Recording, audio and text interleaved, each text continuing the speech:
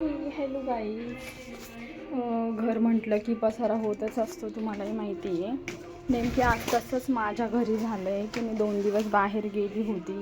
तुम्ही बघू शकता घर कसं मेसी झालं आहे. सगळं पूर्ण घर माझं खराब झालं आहे. सगळा पसारा पडला आहे इकडे इकडे बघू शकता तुम्ही. आणि किचन पण तसाच झाला आहे, सगळा पसारा पडला आहे घरामध्ये. आणि माझी बिलकुल इच्छा नाही आहे की आज काही काम केलं पाहिजे. असं वाटतं आहे झोपून घ्यावं, कारण की मी खूप जास्त थकली आहे.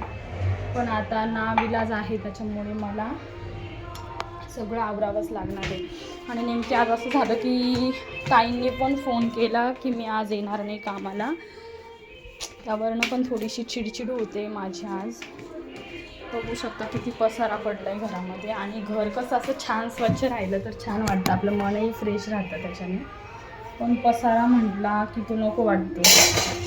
आज लवकर उठले, मुलांना सकाळी टिफिन करून दिले. आणि आता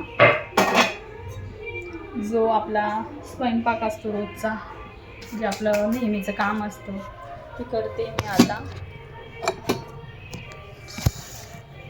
ॲक्च्युली ना इथे जागा नाही आहे, फोन ठेवून कुठे असं, जेणेकरून तुम्हाला सगळ्यांना व्यवस्थित दिसेल. आता मी बनवते चपात्या, पण सगळं पसारा पडला आहे. सगळं किचन माझं मेसी झालं आहे.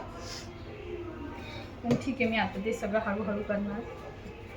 आधी खूप भूक लागली, त्याच्यामुळे आधी काहीतरी बनवते. चपात्या बनवते मी आता. बघू शकते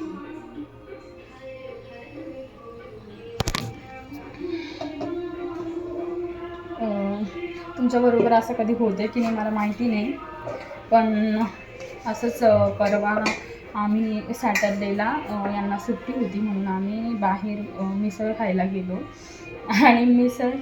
आणि तिथेच आमचं ठरलं की मी यांना सहज बोलली की आपण मुंबईला जाऊ असं. आणि बस तिथेच ना आमच्याकडे कपडे होते ना, मी बॅग घेतलेली होती ना, चार्जर होतं फोनचं, काहीच नव्हतं. एवढं सगळं असताना आमचं तिथे ठरलं. आम्ही मुंबईला गेलो अचानक. कसाऱ्याला गेलो, कसाऱ्यावरनं लोकल पकडली. तिथून आम्ही डायरेक्ट दादरला गेलो. खूप